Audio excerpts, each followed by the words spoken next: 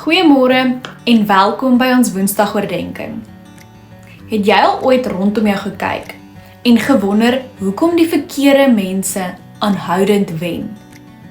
Die persoon wat die minste by die werk doen, kry die geleentheid waarvoor jy gebid het. Mense wat slegte dinge doen, is gesond, terwyl jy moet worstel met daardie gevreesde siekte. Die ou wat alreeds swem in die geld, kry 'n verhoging, terwyl jy sukkel om jou begroting te laat klop. Soms voel die lewe regtig net onregverdig. Asaf in Psalm 73 ken ook hierdie gevoel. Hy kyk rondom hom en hy sien hoe goed dit gaan met mense wat verkeerde dinge doen. Hulle is ryk en gesond en hulle lewens is gemaklik sonder enige bekommernis. En dit maak nie vir hom sin nie. Dit laat hom wonder of dit dan ooit die moeite werd is om 'n goeie mens te wees. Hy sê selfs in vers 13, ek het te vergeefs my hart rein gehou. Hoe skokkend eerlik is Asaf nie? Dit is woorde wat ons dikwels dink, maar nooit die moed het om hardop te sê nie. En tog eindig die psalm nie daar nie. Iets gebeur wat die hele rigting van die psalm verander.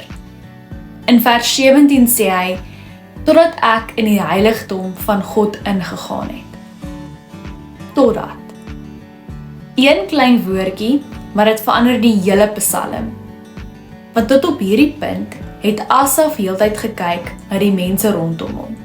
Hy kyk na hulle geld, hulle gesondheid en hulle sukses. En hoe langer hy na hulle gekyk het, hoe meer onregverdig hierdie lewe gevoel. Totdat hy die heiligdom binne gaan. Skielik kyk hy nie meer na die mense rondom hom nie. Hy tref nie meer vergelykings nie. Hy fokus sy aandag op God. En toe is dit asof iets by hom klik. En dis interessant, want sy omstandighede het nie noodwendig verander nie. Die mense rondom hom het nie skielik hulle rykdom verloor nie. Sy eie probleme het nie oornag net verdwyn nie. Maar hy het perspektief gekry. Miskien is dit ook iets wat ons nodig het wanneer die lewe onregverdig voel. God gee nie altyd vir ons 'n verduideliking vir dit wat met ons gebeur nie. Maar hy gee vir ons iets anders. 'n nuwe perspektief. Asaf begin die psalm deur te sê, kyk wat het hulle. Maar hy eindig met die woorde, as ek by U is, begeer ek niks op aarde nie.